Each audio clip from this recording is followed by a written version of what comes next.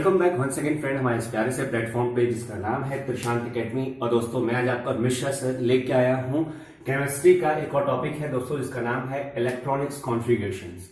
दोस्तों आज हम डील करेंगे कि कैसे हर इलेक्ट्रॉन्स की पोजीशन डिसाइड होती है हमारे एक पर्टिकुलर ऑर्बिट्स में या शेल में। ठीक है दोस्तों, चलिए स्टार्ट करते हैं वीडियो को। जो भी नए व्यूवर्स हैं हमारे इस प्लेटफॉर्म पे जल्दी से जाइए, चैनल को सब्सक्राइब कीजिए, साथ ही साथ नोटिफिकेशन बेल को भी प्रेस कीजिए ताकि आपको हर रोज अपडेटेड वीडियोस की नोटिफिकेशन सबसे पहले पहुंचे। ठीक है दोस्तों, चलिए स्टार्ट करते हैं। देखिए अभी तक हमने जो केमिस्ट्री में डील किया था वो डील किया था कि एटॉमिक मास क्या होता है, कैसे मोल कॉन्सेप्ट कैलकुलेट किए जाते हैं, उनके ऊपर न्यूमेरिकल्स किए थे। बहुत अलग अलग मॉडल्स भी पढ़े थे जैसे कि रदरफोर्ड हो गया, नील बोर हो गया, बोर्ड एंड बोरीज हो गए, ये सारे मॉडल्स पढ़े थे। उसमें दोस्तों एक मॉडल हमने पढ़ा था जो मैंने आपको बताया क्या कि ये BOHR बोर्ड एंड बुरी, बोर एंड बुरी मॉडल हमने पढ़ा था, जिन्होंने हमें ये बताया कि कैसे ये डिसाइड होता है कि हमारे कितने इलेक्ट्रॉन्स कितने मतलब कौन से शेल में कितने इलेक्ट्रॉन्स होंगे, जिनका फॉर्मूला दिया गया था दोस्तों। इन्होंने दिया फॉर्मूला 2n² का, है ना, इन्होंने ये बताया। और नील बोर्ड ने ये बताया और बोर एंड बुरिस ने ये बताया कि ऑर्बिट्स में भी सब शेल्स होते हैं। तो सबसे पहले दोस्तों आपको मैं ये बता दूं कि आखिरकार हमारे पास दो चीज आती है, ठीक है, एक होता है ऑर्बिट और दूसरा होता है शेल। तो ऑर्बिट्स क्या होते हैं? ऑर्बिट्स क्या होते हैं? The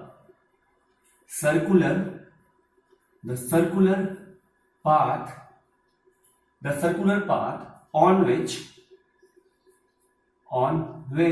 the electrons are revolve around the nucleus.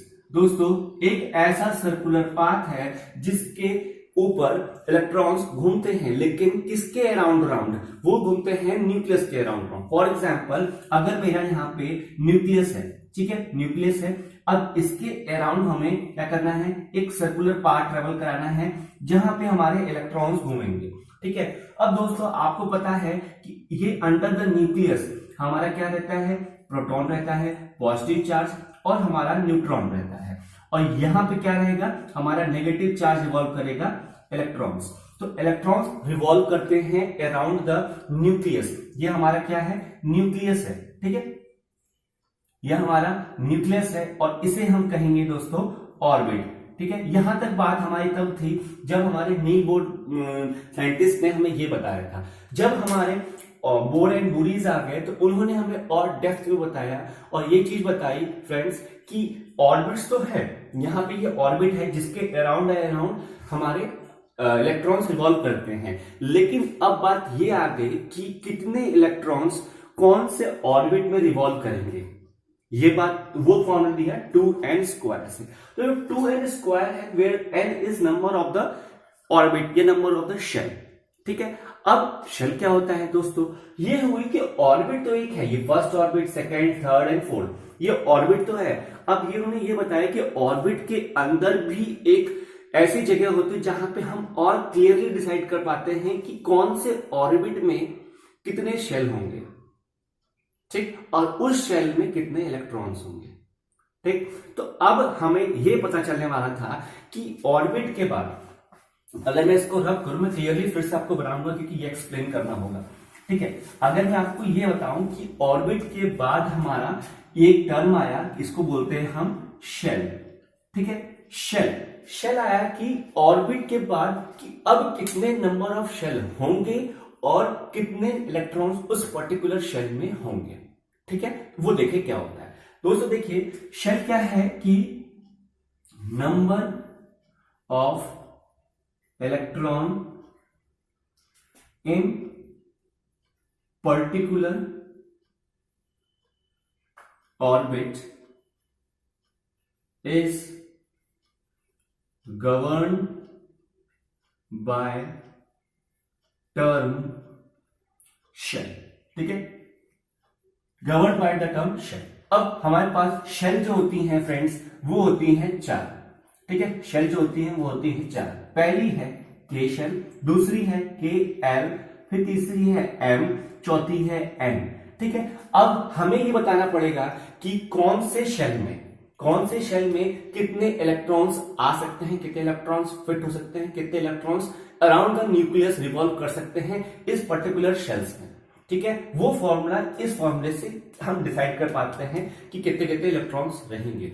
अब अगर मैं k की बात करता हूं तो k की जगह पे होगा, मतलब n इक्वल टू 1 होगा। यहां पे होगा फ्रेंड्स कि n इक्वल टू 2, यहां होगा n इक्वल टू 3 और यहां होगा n इक्वल टू 4। ठीक है, ये यहां पे पैटर्न डिसाइड करते हैं कि इस पर्टिकुलर शेल में हमारे कितने कितने इलेक्ट्रॉन्स फिट हो सकते हैं। आइए हम उसको डेप्थ में एनालिसिस करते हैं। अगर मैं इसको रब कर दूं तो हम स्टार्टिंग से देखेंगे। ठीक है,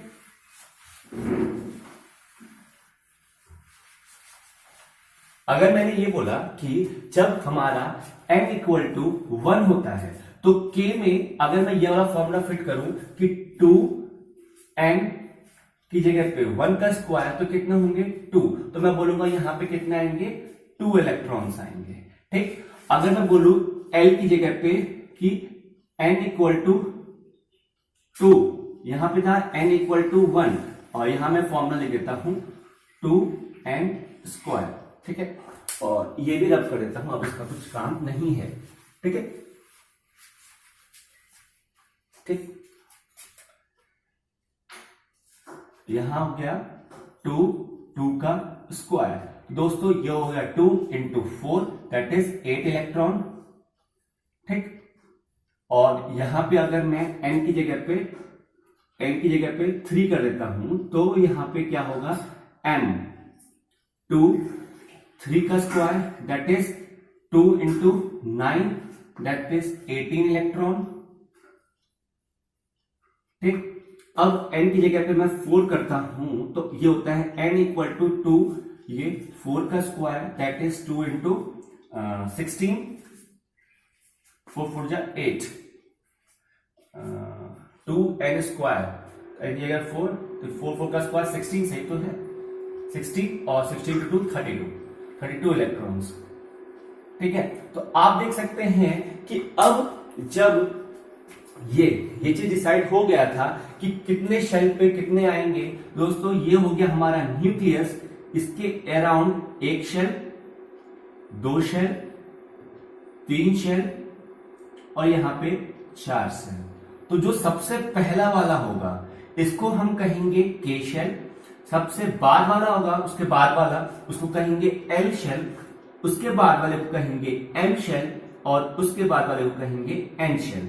ठीक है, यहां पे n की वैल्यू 1, यहां पे n की वैल्यू 2 और यहां पे n की वैल्यू 3 और यहां पे n की वैल्यू 4। अब यहां से ऐसे डिसाइड होता है फ्रेंड्स कि कितने इलेक्ट्रॉन्स कौन सी शेल में होंगे, कितने इलेक्ट्रॉन्स होंगे और कौन सी शेल में होंगे। That presentation is governed by the formula 2n का स्क्वायर, और इसे दिया गया था बहुत फेमस साइंटिस्ट थे जिन्होंने हमें ये चीज बताई है। ठीक है, ये चीज समझ में आई। तो अब मैं इसको रब करता हूं क्योंकि इसका भी काम नहीं है। अब फ्रेंड्स मैं आपको ये बता दूं कि इसका आपको कहां कहां काम हो सकता है। सबसे पहले फ्रेंड्स ये बात है कि अगर मैं आपको बोलूं कि इसका यूजेस कहां पे है, तो पहला यूजेस इसका यहीं पे है कि हम बाय द इलेक्ट्रॉनिक कॉन्फ़िगरेशन हम ये डिसाइड कर पाते हैं कि पर्टिकुलर एलिमेंट की वैलेंसी कितनी है। पर्टिकुलर एलिमेंट में अगर वैलेंसी हम जान गए तो हम उसका आयनिक कॉन्फ़िगरेशन, मतलब आयन जान सकते हैं कि वो आयन पॉजिटिव होगा या नेगेटिव होगा या न्यूट्रल होगा। ठीक है, वो सारी चीजें हम धीरे धीरे डिस्कस करेंगे। यहां तक कुछ चीज समझ में आ गई कि कितने पर्टिकुलर शेल में कितने इलेक्ट्रॉन्स होंगे, यहां तक चीज समझ में आ गई। अब हम लेते हैं एग्जाम्पल। देखिए अगर मैं एग्जाम्पल लेता हूं दोस्तों किसका, मैं लेता हूं मैग्नीशियम का। ठीक है, जिसका एटॉमिक नंबर होता है 12। ठीक है, एटॉमिक नंबर कितना होता है 12 होता है। अगर मेरे को कॉन्फ़िगरेशन करनी है तो मुझे ये पता है कि जो फर्स्ट शेल होगी उसमें तो मैक्सिमम 2 इलेक्ट्रॉन्स आ सकते हैं, उसके सेकंड वाली शेल जो होगी उसमें मैक्सिमम 8 इलेक्ट्रॉन्स आ सकते हैं और उसके बाद वाली जो शेल होगी उसमें मैक्सिमम 18 इलेक्ट्रॉन्स आ सकते हैं। यहां तक चीज समझ में आई। उसके बाद वाली 32 इलेक्ट्रॉन्स हो सकते हैं। यहां तक चीज समझ में आई। अब मेरा 12 है तो मैं 12 को कैसे करूंगा प्रेजेंट, कि मेरे को पहला शेल भरना है तो मैं 2 भरूंगा, कॉमा कॉमा लिखना पड़ेगा हमको, 2 फिल करना पड़ेगा। अब कितने बच गए इसमें, 10 बच गए। दूसरे वाले में कितना फिल करेंगे, 8, तो यहां पे 8 हो गया, ये 2 प्लस 8 10 हो चुके हैं। हमारे पास कितने हैं, 12 हैं, बचे कितने, 2। तो अब ये 2 यहां जाएगा। अब फ्रेंड्स मुझे ये बताइए कि थर्ड वाले में 18 फिल करना है, थर्ड वाले में 18 फिल करना है, हमारे पास केवल 2 है। तो अब ये इलेक्ट्रॉन को लूज करते हैं अपनी आउटर मोस्ट शेल को फिल करने के लिए। ठीक है, ये चीज समझ में आई। नेक्स्ट वीडियो में जब मैं आपको बताऊंगा वैलेंसी और आयंस, तब मैं बताऊंगा डिटेल में आखिरकार ये कैसे लूज करते हैं, कौन सा चार्ज होता है, सारी चीजें डिटेल में बताऊंगा। ठीक है, आप बस एग्जाम्पल देखते रहिए। नेक्स्ट एग्जाम्पल अगर मैं देख लूं तो हमारा आता है कार्बन का, कार्बन का जिसका हमारा नंबर होता है कितना,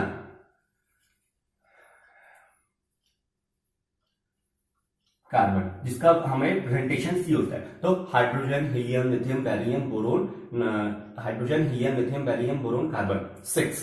ठीक है, कार्बन का होता है 6। तो आप अगर सी का करोगे तो 2 और 4। ठीक है, तो सेकंड में ही ये फिनिश हो चुका है।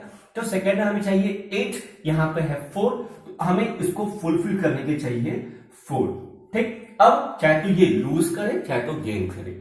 ठीक है, ये दो में से कोई एक काम करेगा, ये तो जाहिर सी बात है लूज करेगा।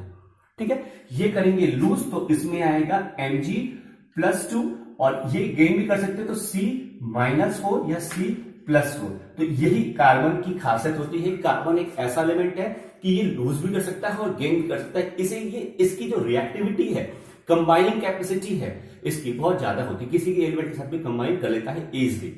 ठीक है, तो हम बाद में पढ़ेंगे डिटेल में, अभी आप इतना जानिए कैसे क्या क्या होते हैं। दोस्तों एक चीज और मैं बता दूं कि यहाँ पे जो K, L, M और N ये जो शेल्स हैं, इनके कुछ नाम है दोस्तों।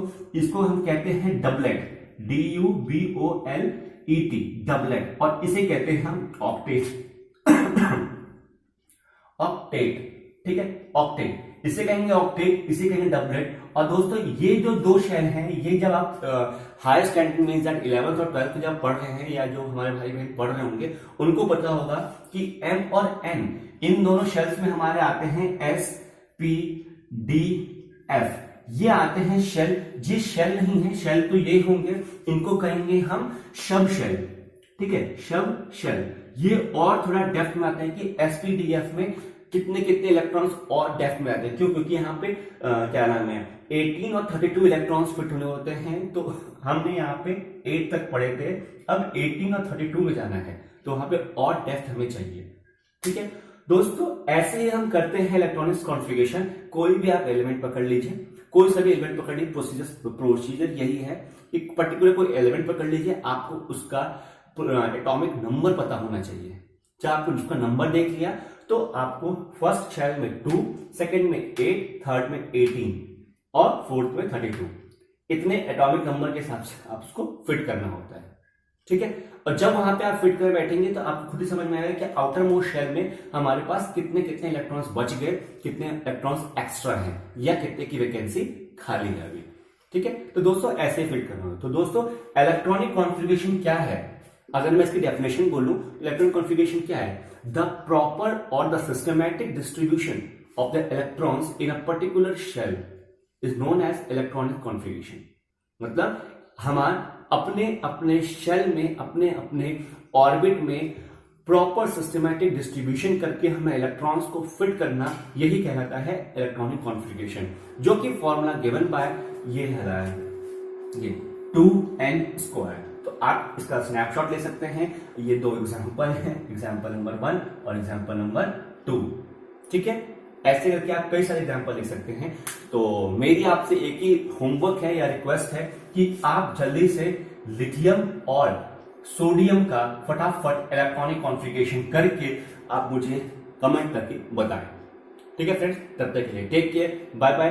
नेक्स्ट वीडियो में हम एक नया टॉपिक और एक बहुत इंपॉर्टेंट टॉपिक डिस्कस करने जा रहे हैं। तो जल्दी से चैनल को सब्सक्राइब कर लीजिए, नोटिफिकेशन बेल को प्रेस कर लीजिए ताकि आपको भी उसका नोटिफिकेशन मिल जाए। ठीक है दोस्तों, टेक केयर, बाय बाय।